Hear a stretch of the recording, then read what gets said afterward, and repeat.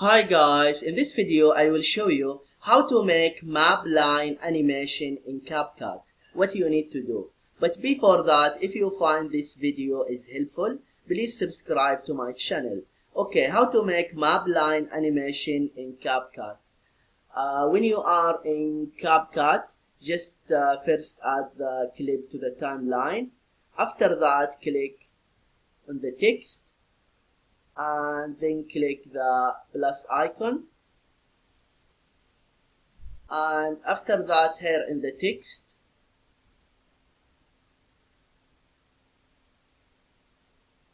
just use hyphen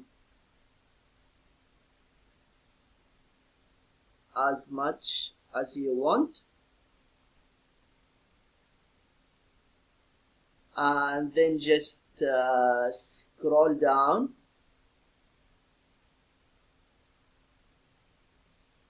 and then check the box here, curve,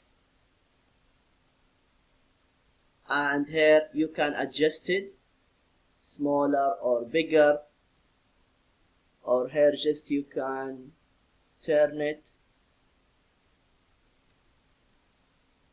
And after that just click animation